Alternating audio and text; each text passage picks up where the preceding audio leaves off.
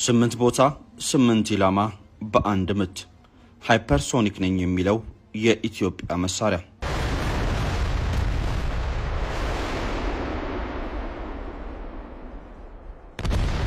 በአንድ ድንጋይ ሁለት ወፍ መምታት ብልጠት ነው። አትስማሙም? በአንድ ድንጋይ ስምንት ወፍ መምታትስ ይቻላል? ከተሻለ ከብላት በላይ የማይታሰብ ብቃት ነው። በተለያየ ስምንት ቦታዎች ላይ ያሉ ስምንት ኢላማዎችን በአንድ ጊዜ ተኩስ ብቻ ስምንቱንም ድባቅ መምታት የሚችል መሳሪያ እንዳለ ብንነግራችሁስ? ውድ የሰሞነኛ ቤተሰቦች የከበረ ሰላምታችን ከሰሞነኛ ሰምታችኋል ይድረሳችሁ። ስምንት ኢላማ በአንድ ምት የሚጥለው ይህ መሳሪያ ባለፈው ዓመት የኢትዮጵያ መከላከያ ራሱን ከገነባባቸው አቅሞች መካከል አንዱ መሆኑን ልንጠቁማችሁ ነው። ዛሬ ሃይፐርሶኒክ ነኝ ስለሚለው የኢትዮጵያ አንድ ልዩ ትጥቅ ልዩ ጥንቅርን አዘጋጅተናል። ይህ የኤ200 መሳሪያ መገለጥ ነው። እስከ ፍጻሜው አብራችሁን ቆዩ። በመሃል በስራተ ገብርኤል ዘመናዊና ምቹ መኖሪያ ይፈልጋሉ? ከላፍቶ ሞል ላይ በ30 በመቶ እውነተኛ ቅናሽ በካሬ ከ115000 ብር ጀምሮ በ15 በመቶ ቅድመ ክፍያ ብቻ ቤቶን የግሎ ያድርጉ። በ10000 ካሬ ሜትር ላይ ያረፉ ዘመናዊ አፓርትመንቶችን ለሽያጭ አቅርቧል። የስፖርት ማዕከል፣ የጋራ መዝናኛ፣ ቤተ መጻሕፍትና በቂ የመኪና ማቆሚያን ያካተተ ለዘመናዊ የከተማ ኑሮ የሚመጥን አገልግሎት የተላበሱ አፓርትመንቶች ባለ አንድ መኝታ ከ89 እስከ 97 ካሬ ቅድመ ክፍያ ከ1.54 ሚሊዮን ብር ጀምሮ፣ ባለ ሁለት መኝታ ከ105 እስከ 157 ካሬ ቅድመ ክፍያ ከ1.81 ሚሊዮን ብር ጀምሮ፣ ባለ 3 መኝታ ከ173 እስከ 248 ካሬ ቅድመ ክፍያ ከ2.98 ሚሊዮን ብር ጀምሮ። አማን ፕሮፐርቲስ ስራችን ምስክራችን ነው። ዘመናዊ አፓርትመንቶች በካዛንቺስ አስረክበናል።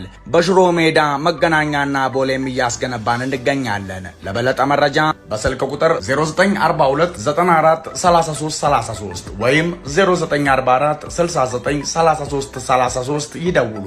አማን ፕሮፐርቲስ፣ ንብረቶ በአስተማማኝ እጆች። የቀደመው ጊዜም የሮኬት ማስወንጨፊያዎች በአንድ ጊዜም በደርዘን የሚቆጠሩ ተራ ሮኬቶችን ይተኩሱ ነበር። ከፍተኛ ድምፅ ያሰሙና ምድርን ያናወጡ ነበር እንጂ ትክክለኛ ኢላማ መቺዎች አልነበሩ።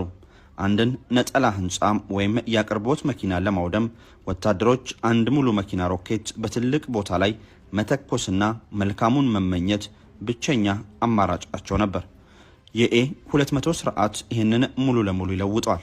በመጀመሪያ ሲታይ ኤ200 በጀርባው ላይ ትልልቅ የማስወንጨፊያ ቱቦዎችን የጫነ ተራ ከባድ ወታደራዊ መኪና ይመስላል። ነገር ግን በእያንዳንዱ ሮኬት ውስጥ ዘመናዊ ኮምፒውተርና መሪ ስርዓት አለ። አንድን ነጠላ ቦታ ለመምታት ብቻም መላውን ሰፈር ከመደብደብ ይልቅ ኤ200 በጣም ሩቅ ከሆኑ ቦታዎች ላይ ትክክለኛ ኢላማዎችን ይመታል።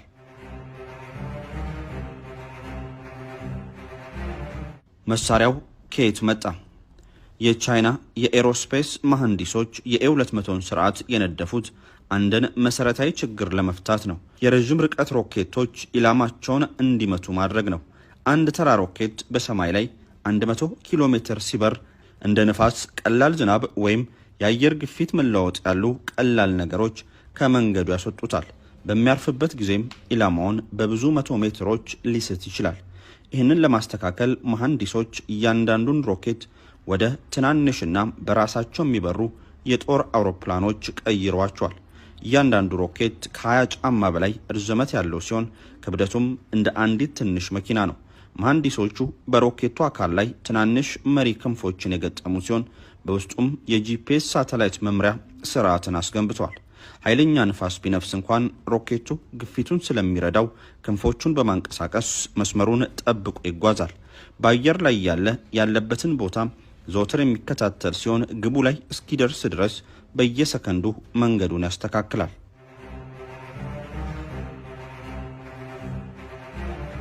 ኢትዮጵያ መሳሪያውን ለምን ገዛች? ባለፉት 8 ዓመታት ኢትዮጵያም የወታደራዊ ኃይሏን ዘመናዊ ለማድረግ ሰርታለች።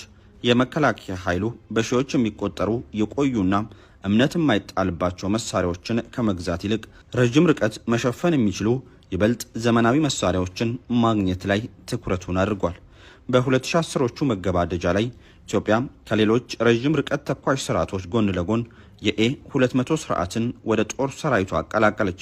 ኢትዮጵያ ረዣዥም ተራሮች፣ ጥልቅ ሸለቆዎችና